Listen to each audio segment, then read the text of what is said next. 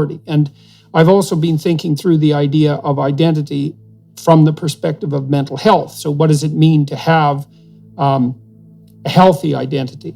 So you might ask what it means to have an identity, period. And it certainly isn't something that you only define subjectively. And so my clinical experience, and I think the most sophisticated psychological theories bear this out, is that you can't have properly functioning individuals who are atomized.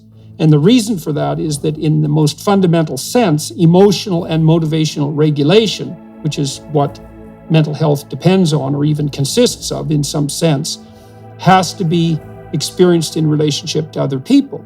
And so the meaning that people need to rely on that sustains them through tragic times isn't to be found in pursuit of self-interest, even if it's enlightened self-interest, not in the narrow hedonic sense, right? Not in the sense where I get exactly what I want right now all the time.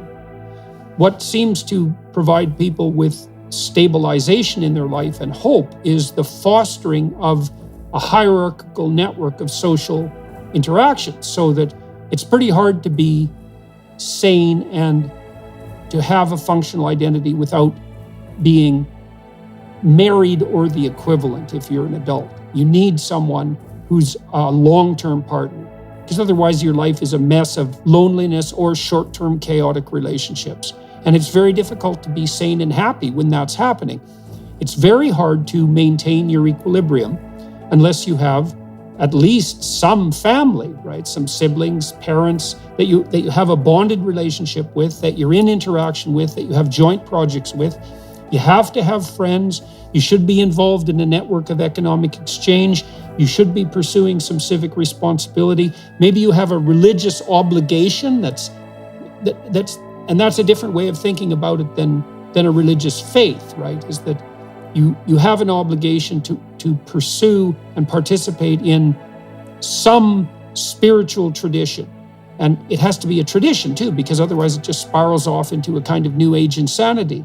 And it isn't obvious to me that people can live happy lives because people say they want to be happy, which I don't really think is also true. I think people want to have an adventure and they don't want to be miserable. And that's not exactly the same as being happy.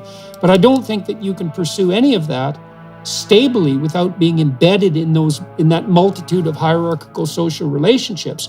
And that's all dependent on responsibility, not on short-term self-gratification and a kind of atomistic hedonism. And if you explain that to young people, they figure it out right away, especially if you ally that with the idea of developing the kind of embeddedness in the social community that helps sustain you in the face of tragedy. Because what do you have when things go wrong? You've got the people you love and who love you. You've got your friends. You've got hopefully your career and maybe your creative endeavors. You have the service you can provide to others at the level of civic responsibility. And all of that, none of that's been discussed in some real sense for about 60 years.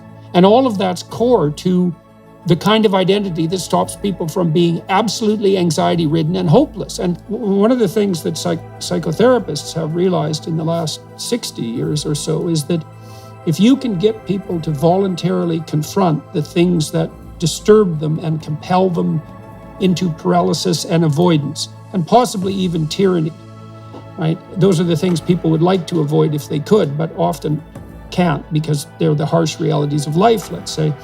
The more you can get people to expose themselves to the things they're afraid of and disturbed by voluntarily, the braver and more healthy they become. We don't only have to contend as human beings with the reality of suffering and death, we have to contend with the reality of suffering, death, and malevolence of a deep kind. And if we turn away from that, then we cannot rise to the occasion. And that if you gaze upon that which terrifies you long enough and hard enough and with enough diligence, you don't see death and destruction. You see the possibility of renewal and rebirth, because that's the spirit that is called out of you if you're courageous enough to confront the terrible realities of life.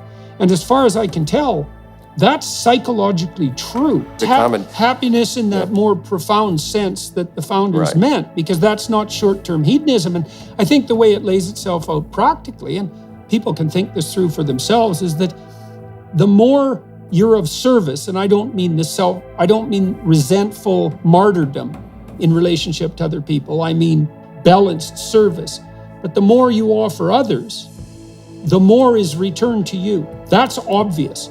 And you want to be around people who are productive and generous. And maybe they err on the side of productivity and generosity to some degree, right? To just leave that little margin of error. But it's given that there are so many other people and just one of you, obviously the more you deliver to other people, there's going to be people who take advantage of that, but that's not the point. But on the whole, the more you deliver to other people, in faith, the more is going to come back to you, especially over the medium and long run. I mean, how could it be anyway else? Because obviously, if all you do is take, people figure that out very rapidly, and then they stop wanting to have anything to do with you.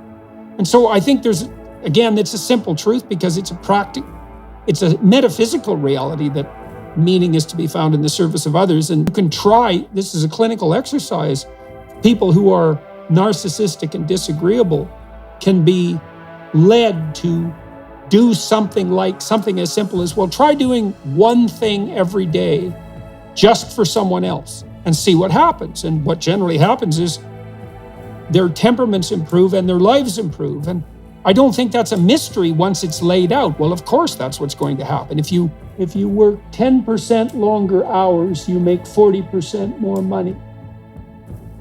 And so, right, and you can see why that would be, right? Because if you had 10 employees and one of them's there 20 minutes early and stays 20 minutes late every day, and you notice that, and then an opportunity emerges, well, who's going to get the opportunity?